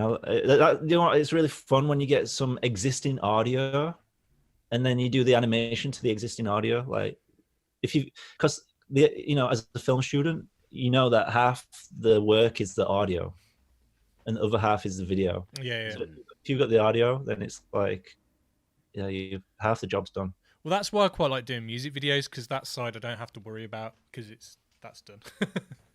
Yeah, music videos. I love it. I enjoy it so much. That's why I do these Simpsons things as well. Like I like to vibe off the emotions as well, and like really heighten it, like the timing as well, like video editing as well. Like Garth Evans has said in an interview. Garth Evans, the guy that directed The Raid and does martial art films. Like he said he was sat at the computer with Jackie Chan on in the background, and it occurred to him like the rhythm of the martial arts were just like it had a rhythm to it, and he took that into The Raid and stuff. And with that said, like, yeah, it makes so much sense. Like when I do a Simpsons video with an action sequence and you time it with the music, it just feels so vibey. Like it's got such a vibe. Like you can just ride off it really nicely. And so basically it's like half the job is done. You're not even thinking about the timing of it anymore. It's like you're able to enjoy all the other aspects of the filmmaking without having to worry about the timing of it, because it's already there. It's in the music. Yeah. I'll tell you which other video I really liked. Is it I forgot. Is it Pedro? No, what's his name? Pascal? No, fuck. The one where the ooze comes out of the sewer and like turns all the band members into I was going to say it then. Is it Pedro? Pedro? Something the man, isn't it? Portugal the man. Portugal. Yeah, What? I can't think. That was a great video. That was a quick turnaround. I was given 6 weeks to make that. I was given a really good budget for it. It was a good payout, but the way that I looked at it, it was like, right, I'm gonna just take this money, not really invest it in the music video, but just invest it in me not going to bed. Like this, I'm considering this sleep tax. Do you know what I mean?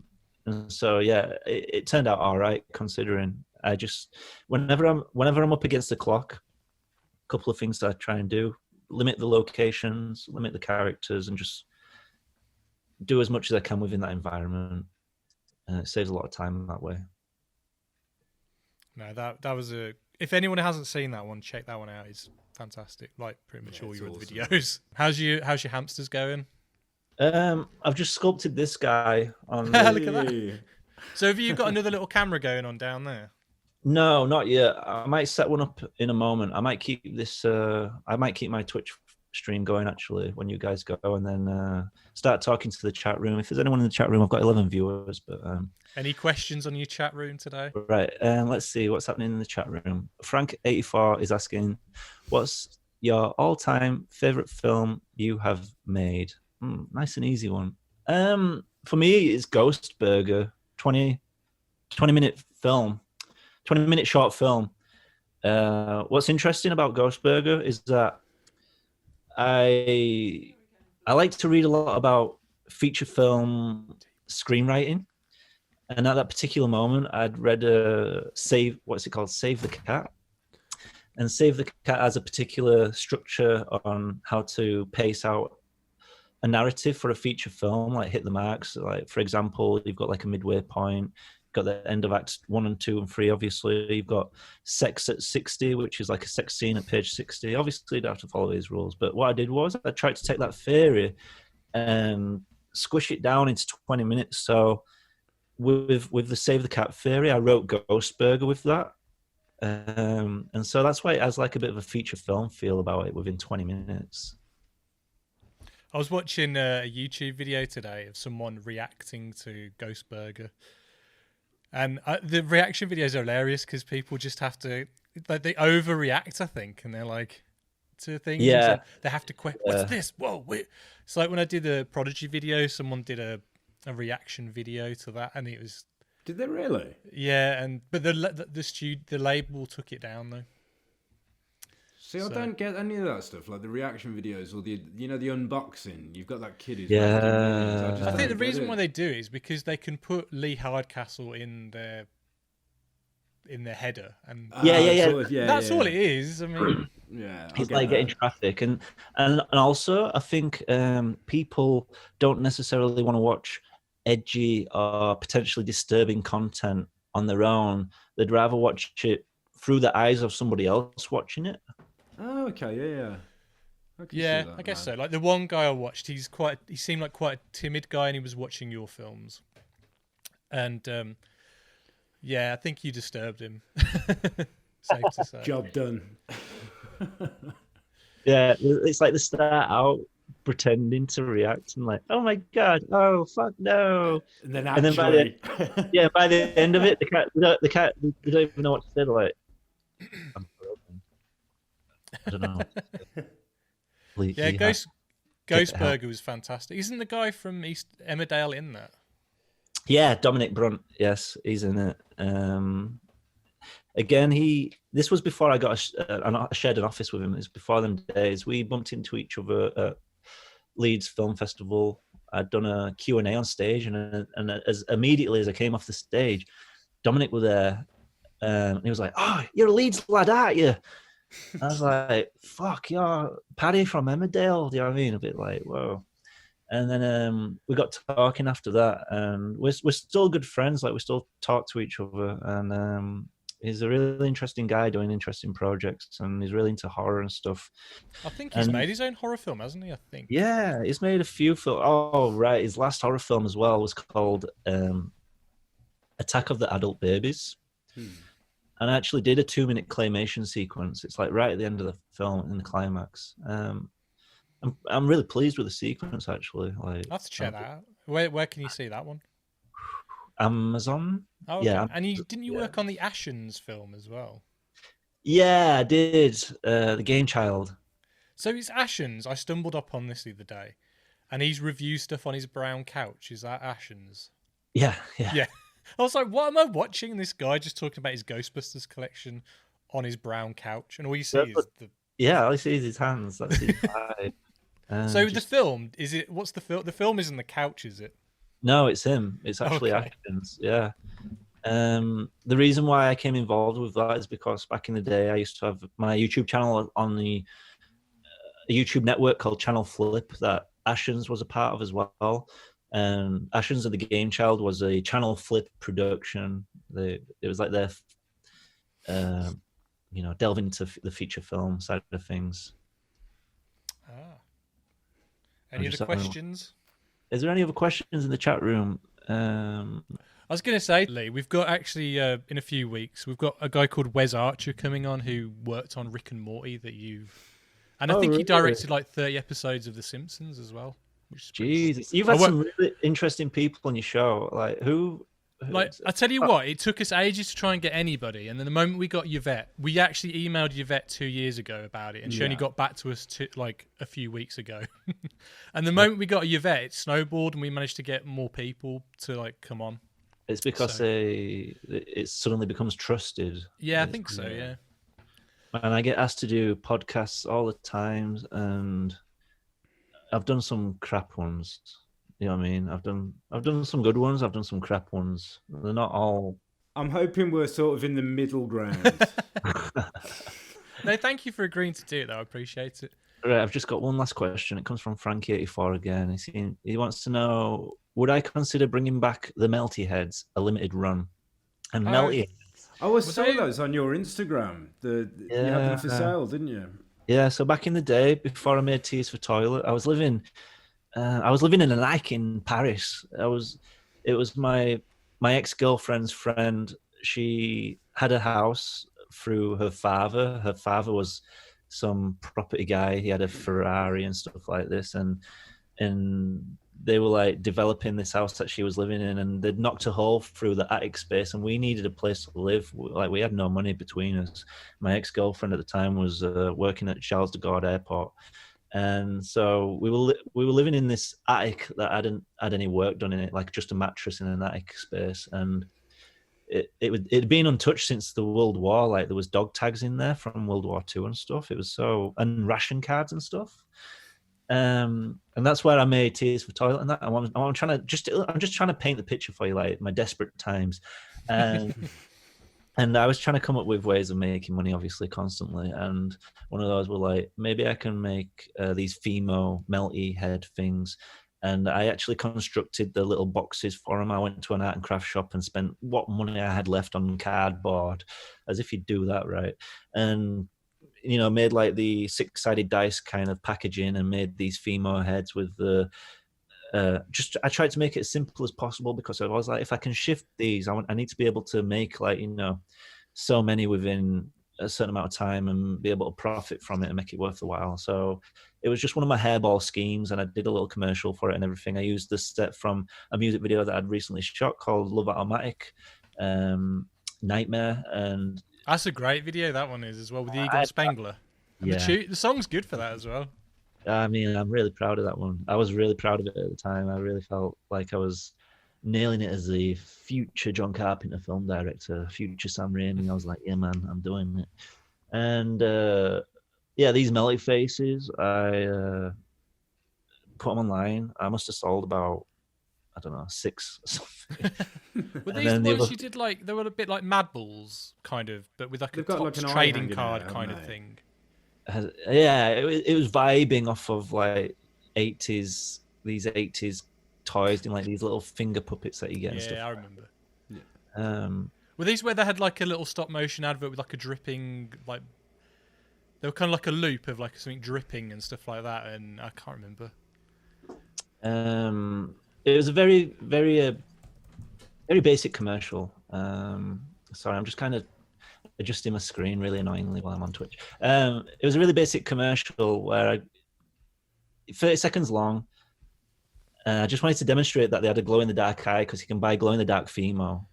And in the commercial, we've got like this zombie, and he like palms one of these melty faces over, and he's like, and their eyes glow in the dark, and then it's like, and then these 4 heads like do like a cappella together, like and then I did the voiceover, like a stupid voiceover, like get yours now from leehardcastle.com.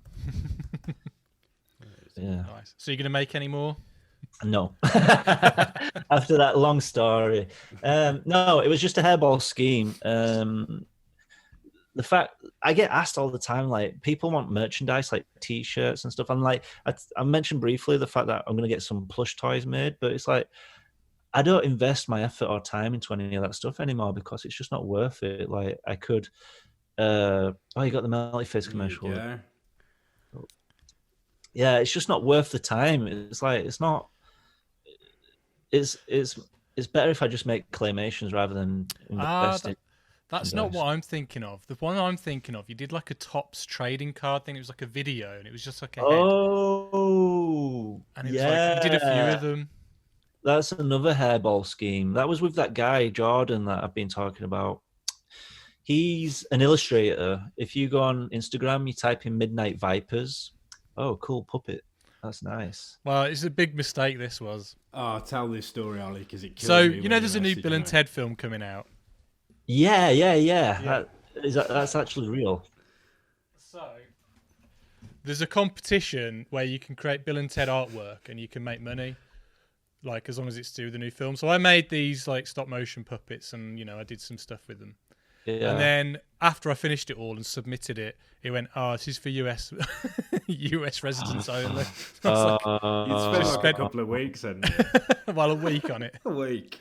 Oh, bless you, man. So if you need any guitars for any future work, Lee, you're more than welcome to have some stop motion guitars. Mate, don't you have any American friends like Katie Perverse?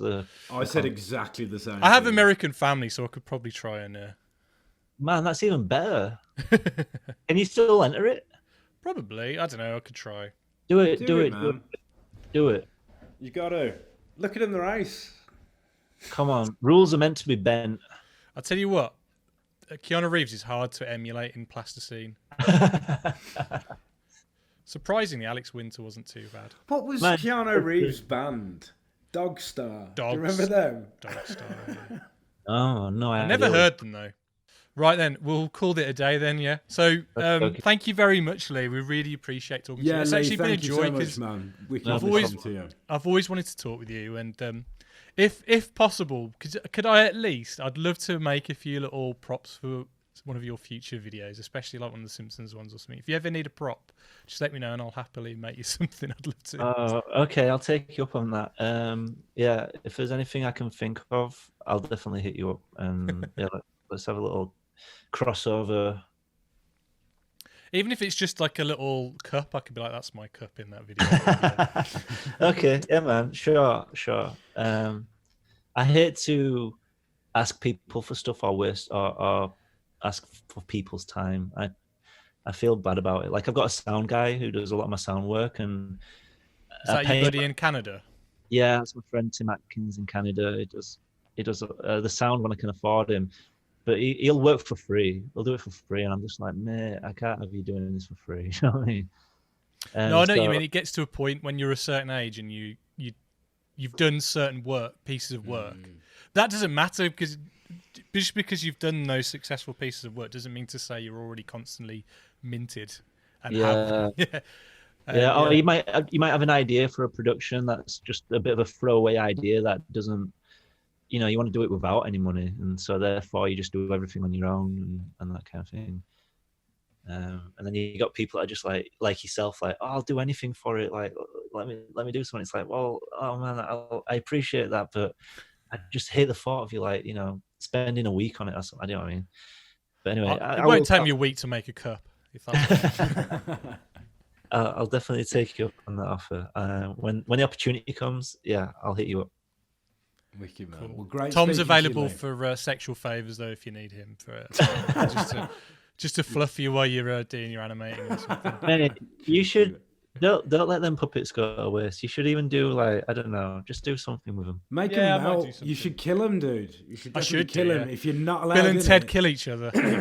Celebrity deathmatch. Bill and Ted. Like do your own bootleg celebrity deathmatch. Like make it look like celebrity deathmatch. Wait for that cease and desist, but people will fucking love it. Just do it, man. I tell you what, this week I'll make a ring and I'll animate it and I'll send you a 30 seconds. Are you going to do that? Yeah, I'll make something. I may as well. I like that. He's challenged me now and I'll have to rise to the challenge. You've got to try and get banned off YouTube. That's the challenge. Have you been banned? I've got one video that got completely removed. What is it? You get strikes, is it? Because I know that... You do. There's a strike system in place. You get striked for copyright. You get striked for breaking TOS. You know, but sometimes they'll just remove a video. They'll just say this video violated our rules, therefore we're taking it down. And what's really interesting is you look at all my videos. You're aware of like the Simpsons massacre and questionable beheading, Teenage Mutant Ninja Turtles, etc. And the one that they removed completely was my remake of Chainsaw Maid with a naked woman. I remade it. Takina made a film called Chainsaw Maid a long time ago, and I had some 3D hardware, and I wanted to make it in 3D, and I was like, fuck it, I'll have her naked, just completely naked. She's got her boobs out, she's got a fanny out. I don't. And it got banned. I mean, it got banned, right? But it's not. What I'm saying is, it's no different to any of my other videos, other than she's naked. Yeah. I'd have thought the violence would be more frowned upon, But obviously, the proof's there, man. Like the only difference is that she's naked. And so I tried to challenge this with The Simpsons Part 3. Interestingly, I tried to do. Like, obviously, there's this whole argument about free the nipple and male nipples worth nothing.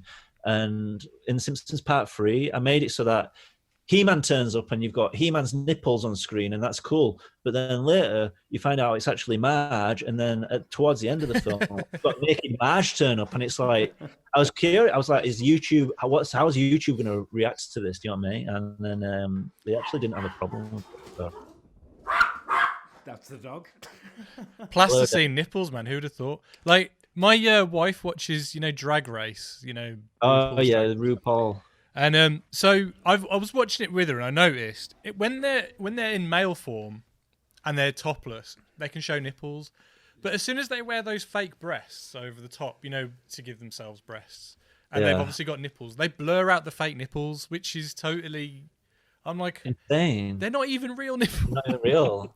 But you can show the male nipples. What's going on? What is this world we live in where you can't show a nipple? I find it really fascinating, censorship in general, and what they cut out of films, and I find all that really intriguing. I'm not even necessarily interested in the films themselves. I'm just interested in what the problem is. Like, is it the fact that there's an erect penis on the screen? Like, a placid penis is fine, but because it's erect, it's not okay. That kind of thing, and it's super intriguing. It's like, who's made up all these rules? Like, who is this big brother? That's another conversation. All right, so for the third and final time, thank you very much, Lee, for being on our podcast. Is there anything you want to put, like, we've only got about 50 listeners max, but if there's anything you want to promote to our 50 listeners, you're more than welcome.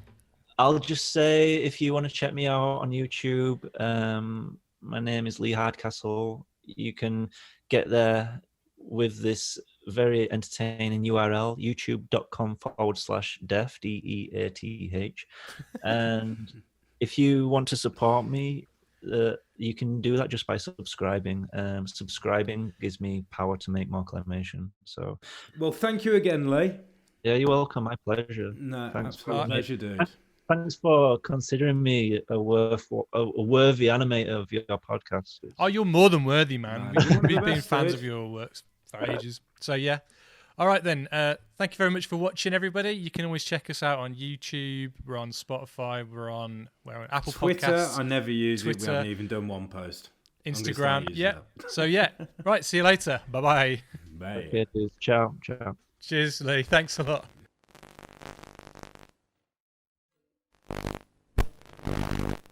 My room stinks of plasticine at the moment. It's got that proper. Lee's probably that used to it now. It just smells normal, I'm assuming.